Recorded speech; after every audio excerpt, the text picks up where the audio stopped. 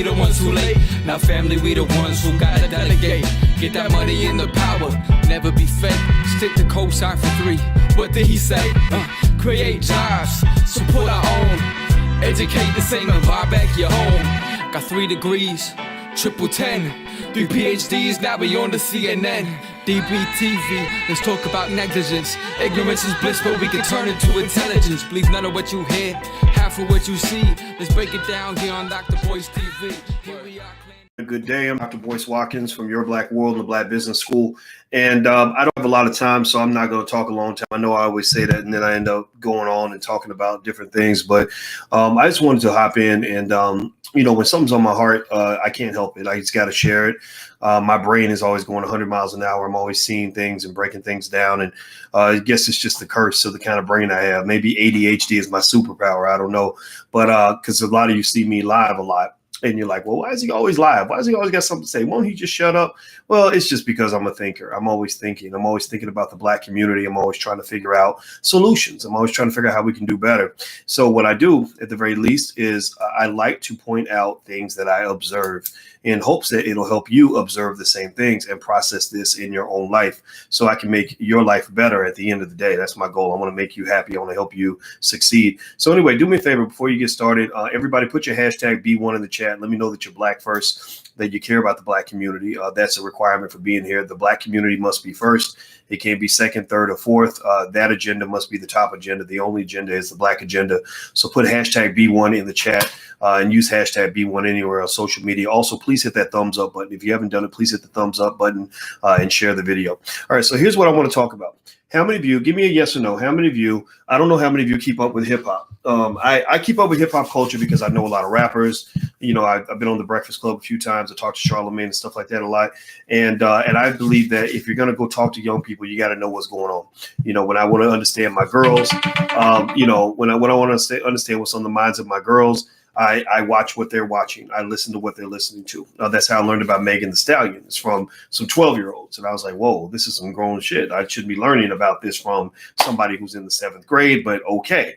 Right. And so I pay attention. I follow what the rappers are doing. I like to learn what the new stuff is out. And it's good. I mean, they're very talented. It's good quality in terms of their skill, but it's not good quality in terms of the content and what it does for the community. And so, and as much as we want to detach ourselves from it as, people in our 40s or our 50s or whatever, you can't detach yourself from it. You can't detach yourself from it. You know, one of my very good friends is a guy out of Houston, like Megan the Stallion, by the name of Willie D. Willie D's from the Ghetto Boys. And anybody who wants to be overly critical of what's going on in hip hop now needs to understand that a lot of that started in our generation. A lot of that's ratchet ass, disrespecting Black women, wanting to kill each other type of stuff. That really started actually in the early 90s, So we have to take some accountability for this and some connection to this. So this is not foreign. We've seen this before and we've rejected it. Every time the truth has been laid out to us, we've rejected it. So what I want to do is kind of break something down. Give me a yes or no in the chat if you are aware of what's going on with Megan the Stallion and Tory Lanez. There's a rapper named Tory Lanez or something. I don't know if it's Lanez or Lanez. It's spelled L-A-N-E-Z.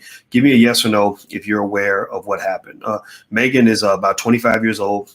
She was shot by Tory. They're on Instagram screaming and hollering about, who shot who did what. And it's been made into a conversation. And people ask me, well, why, Doc, if you're a financial expert, why are you talking about hip hop and rappers? Well, because you have to talk about culture. Culture is very important. Music drives culture. It doesn't matter if I can teach you everything there is to know. I can teach you all the secrets of the universe when it comes to wealth. But if you have bad culture, then you're not going to have any wealth. If you want to be a thug or a stripper or whatever, and then it doesn't matter. I could put $10 million in your bank account tomorrow, and then you'll be your bank account will be empty in a few years, but you'll have a closet full of Air Jordans and Gucci watches or whatever the hell, right? So culture is everything. If you care about Black people, you care about culture, and you understand the importance of culture in building wealth. The cultures that succeed the most are the cultures that educate themselves and build wealth. This is known all throughout the world. That's why I talk about hip hop. So with this, and also also I care about young people. So, and sometimes I can be harsh. So I'm gonna try not to be too harsh when I say this, but I got to be plain. I got to be honest. So I went through and I studied Megan the Stallion. I read through her entire Wikipedia page. I learned about how she grew up in Houston. Her mama was a rapper. Unfortunately, her mother died, I think about a year ago or something like that. And then I read about Tory Lanez. I read about his background. Grew up in Canada, had a father. I can't remember. I think his mother died of a rare disease very early. And he kind of ended up, out in the streets. I think he went to live with his grandmother in Canada at the age of 15. His grandma said, I can't take this, and put him out. Next thing you know, he's on the streets and he's learning from people maybe he shouldn't have been learning from. I don't know. Now, in terms of the specific incident, whose fault is it? I can't imagine anything that Megan could have said or done that would make it okay to shoot somebody. You can't do that. Unless they're shooting at you or stabbing you, you cannot shoot another person, right? So if you want to know my opinion on the superficial aspect of this, whose fault is it? Well, of course, it's the fault of the guy who's holding the gun. Period. Right. And so I think that's an issue. Now, a deeper level issue that has been brought up is this idea that that Megan, when Megan didn't tell the police what happened, and Tory's team went out and said, Megan did this and did that, and he didn't do anything. And she comes back and says, no, he shot me. You shot me. Nick, you shot me. Blah, blah, blah, right. Okay. So on that level, I've seen people express that as a frustration. Like, this is an example of black men not protecting black women. Black men ain't stepping up for black women. That black woman protected that black man. And look at him just being a typical black man. He didn't protect her.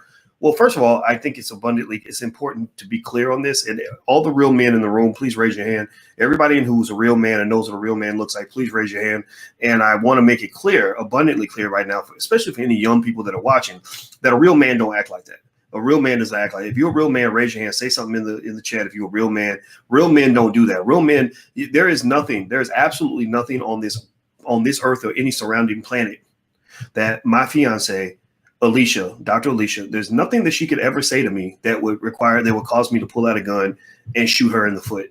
Like nothing. There's literally nothing there's nothing. She could shoot at me and I still wouldn't shoot back. I would just get away from the situation and call the police. I would not shoot my woman under any circumstances. So anybody trying to sort of run with this whole, well, that's just a black man disrespect or, that's what black men do.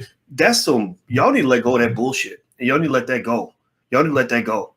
And so let me break it down. Let's jump from the bullshit to the real shit. Do me a favor, if you could, please hit the thumbs up button. If you're watching on YouTube, please hit the thumbs up button. That helps the algorithm. So on the count of three, everybody hit the thumbs up button. 1, 2, 3. Thumbs up, thumbs up, thumbs up. Please hit the thumbs up button. Here's what I'm seeing. Here's the thing that Megan and Tory had in common that I noticed in their Wikipedia page. I'm not their age, right? They're in a generation after me, but so I'm in their parents' generation. Both of these young people in this situation have one major thing in common that's highly significant in this situation. Neither one of them has either parent that's involved in their life. Neither one of them has a parent around. Megan, unfortunately, her mother died last year. Her father is not mentioned anywhere on her Wikipedia page. There is no mention at all anywhere that I saw of Megan Thee Stallion's father, right? Not once, right? And I don't know what the situation is. I don't know where the blame goes. It just is what it is.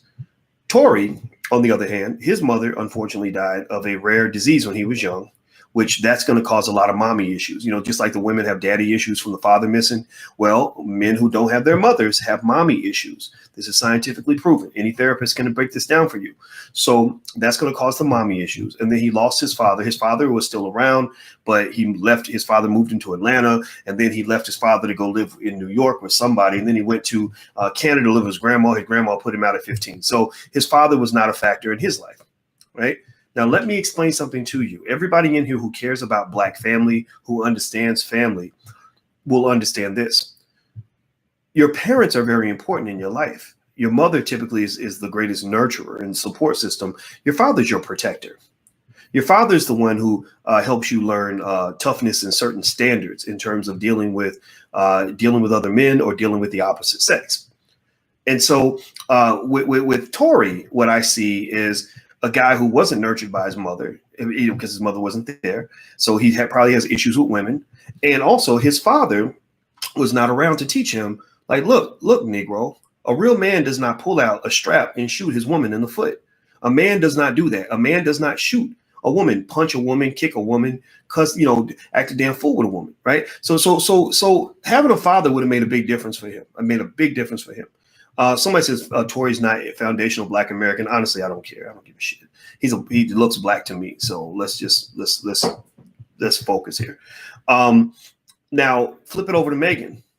Megan not having a mother means the mother is the greatest mentor for the young lady, right? So like our daughters, they look to their mama, they follow their mother around. Anybody in here know what I'm talking about? Say something in the chat.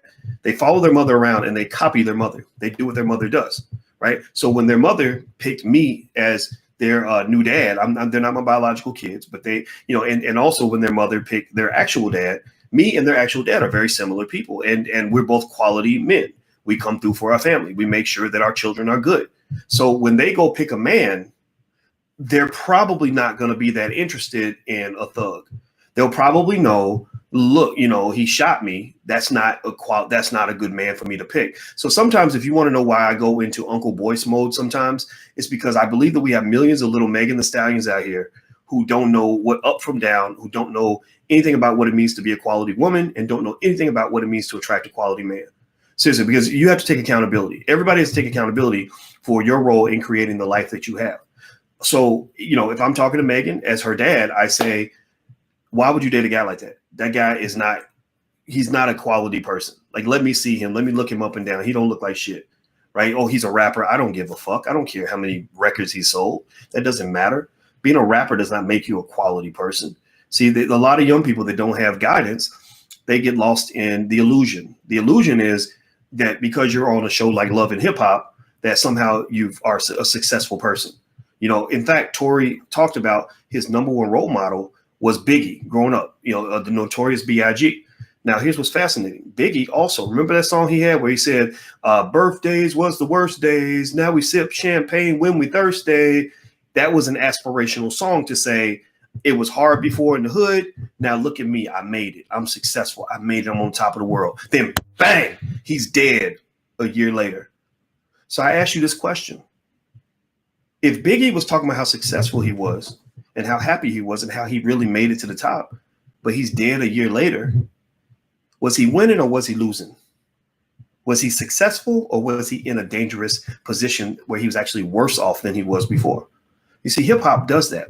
And this is created by white supremacy. They do this because they love to control Black people. They create this illusion, this false illusion that many of the 24, 25-year-olds fall for, to say that because I have money in the bank, I'm successful. I'm an expert on money. I know everything money can do for you. I know why money matters. I know why money is important. We talk about money all day long. But one thing I can tell you is that there are things money does and things money does not do. Money does not necessarily give you peace of mind if you're putting yourself in terrible, dangerous, horrible positions in order to obtain that money. There's some situations you can be put into where you will wish you never had that money ever in your life. You'll wish you never had been discovered as a rapper.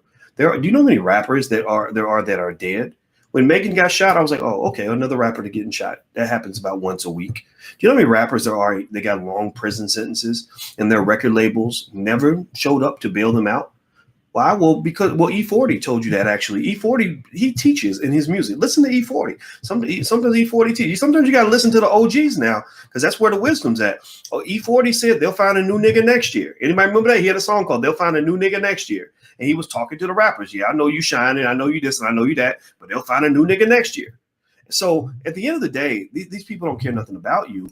And so, but taking it off the rapper level, because I can have a conversation with the rappers. I could talk to them for hours and I would love to. If any of them are listening and they want to call me and talk to me, I would be very happy to give you the Boyce Watkins perspective on everything. But go deeper. I want to talk about you. Most of you are not rappers. Most of you are regular people figuring out life, trying to decide where you want to be, what you want to do, who you want to be around, and how to view the world.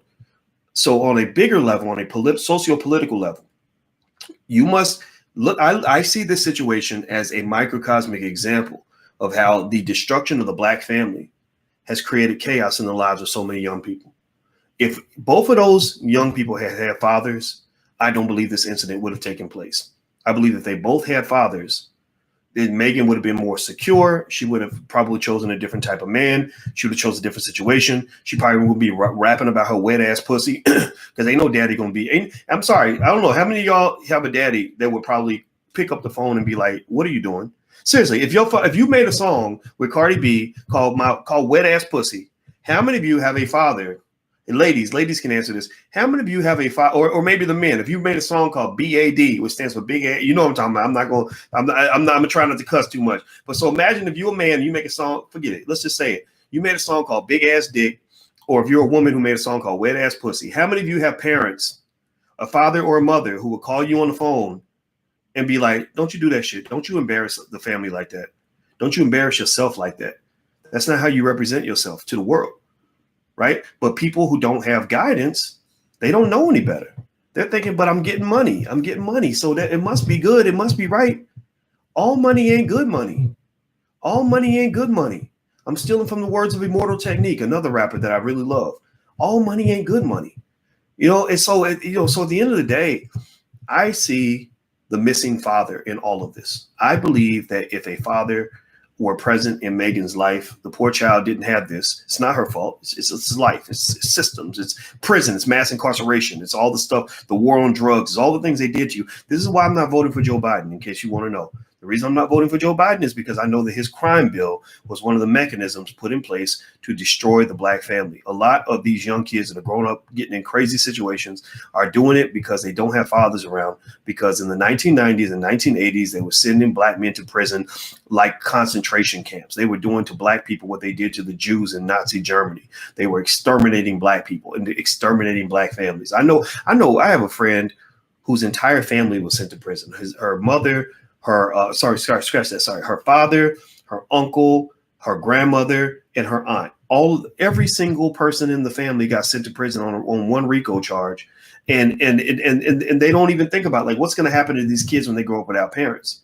So when I look at that situation, and I'm not here to assess blame and again, I'm not even on any level saying it's Megan's fault. If you get shot by your boyfriend, it's certainly not your fault. The only thing I would say to you, though, is as an empowered woman, I would encourage you to pick a better boyfriend, right? Because that's another problem with this culture is it's encouraging little girls to want to chase after these thugs. Like, and I'm going to tell you, as a guy who wasn't a thug, a guy who said, I don't want to be a thug. I don't want to get shot. I don't want to go to prison. I felt like I was walking a tightrope in the 90s where they were locking black men up like crazy. Black men my age. I was the exact same age as Tupac. And I remember Tupac got murdered. Biggie gets murdered. I got homeboys, my best friend Greg the same year got shot in the head. Another friend went to prison. I felt like I was on pins and needles and tightropes to stay out of trouble. So I was like, I need to be strategic so this white man don't get my ass and lock me up for 100 years because I have a friend who's a dope dealer and I made a phone call. That's how they do. They'll lock you up because you made a phone call and get you on a RICO charge. I mean, it was absolutely crazy. It was terrifying. So as a person who was committed to not being a thug, I remember, just kind of seeing people thinking that this sort of thug life was sexy because these guys had money. They had more money than me. The world was not interested in mass marketing an intelligent black man. The world was only interested in mass marketing the black man who filled the stereotype. And the same thing happens for women. You get men that want to chase after some of these trifling ass, trampy ass, loud ass, cheap ass women, who will sell you their vagina and sell you their entire body for a box of Dunkin' Donuts, and then quality women who are sitting back trying to form a strong family with a quality man can't get no attention at all. That's what they've done to you. They've caused men and women in our community to become addicted to the poison. You pass over the healthy food so you can get to the candy. You chase the eye candy, and the eye candy makes you fat and bloated and gives you heart disease and gives you diabetes. And then you say, oh, look at me. This all happened to me because I'm black. Well, at the end of the day, black people, choices do matter. Choices matter. Both of those people made a choice to be in that situation. That is true. Now, again, he deserves he deserves all the blame for pulling out that gun and doing what he did. But also, I wish, when I see a woman that would even think a man like that would be a quality man, I want to say that's not a quality man. That's not the kind of man you want. Here's what a real man looks like. I've done videos like that. If you don't believe me, just go to drboystv.com and you'll find videos where I talk to women and say, here's what a quality man does. Here's the kind of man you want to have. And I'm doing that because I'm hoping that there's some young lady out there that's not going to be offended or think that what I'm saying is insulting her feminist freedoms or liberties, and will just let me be your father or your uncle for about 5 minutes so I can tell you some things that I think are going to make a big difference in your life. Because when you don't have that father around, and this is why fathers matter, when you don't have a father around, there are a lot of things about men that you just don't understand, and you have to learn those things the hard way. And typically you learn the bulk of your lessons in your 20s, but then you learn a lot of those other lessons in your 30s when you're a single mom because some dude got you pregnant when you were 25 years old and your child's growing up without their dad. That's how the game works. It's a constant cycle. It's constantly repeated because the world loves ratchet, but the world don't love wisdom. The world loves chaos, but the world does not love family. The world loves all this, what's shiny, but nobody loves the shit that's actually going to keep you good and make sure you are good. Everybody chases things that look good, but don't actually know what it means to be good. Being good means being secure. It means being happy. It means being content. It means being fulfilled. It means being safe. It means having a strong strength and unity in your family. It means raising healthy children. That's contentment. That's happiness. That's fulfillment. All this crap that they market to you in media, particularly through hip hop. Unfortunately, hip hop has become toxic in many ways. That stuff ain't nothing, man. That stuff ain't nothing but some shit that's going to have you like losing sleep every night. Seriously, have you running for the crack pipe. So just be smart, black people. Listen up, and I hope that this video helps some of you. I got to run. We're about to do a special lecture in the Black Business School. If you'd like to join us, it's on how to turn your child into a millionaire. I'm literally breaking down a process. It's very easy to do. I have a PhD in finance, so I'm going to break this down for the parents and everybody that shows up. So if you're interested in joining us, you can get in to do a $1 trial in our program. You can get in for free. It's blackmillionairesoftomorrow.com. That's blackmillionairesoftomorrow.com. So if everybody could do this for me also, please hit the thumbs up button before you go. Please hit the thumbs up, share, subscribe button. Also, if you could share this video, because I think a lot of people need this. We need some Uncle Boyce kind of stuff in the community because we don't get that. And I feel bad for these young people because they don't know what they're walking into.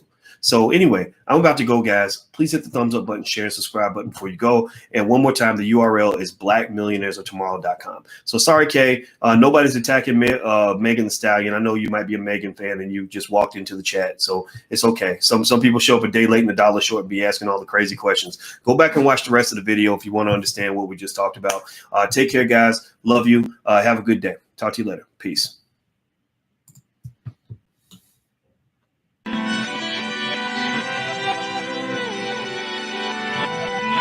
Here we are, clan the isms, cataclysm, great. Our people out here struggling, trying to make it in this state. Everybody out here doing it, but we the ones who late. Now family, we the ones who gotta delegate. Get that money in the power, never be fake. Stick to cosign for 3. What did he say? Create jobs, support our own. Educate the same and buy back your home. Got 3 degrees, triple 10. 3 PhDs, now we on the CNN. DBTV, let's talk about negligence. Ignorance is bliss, but we can turn it to intelligence. Believe none of what you hear, half of what you see.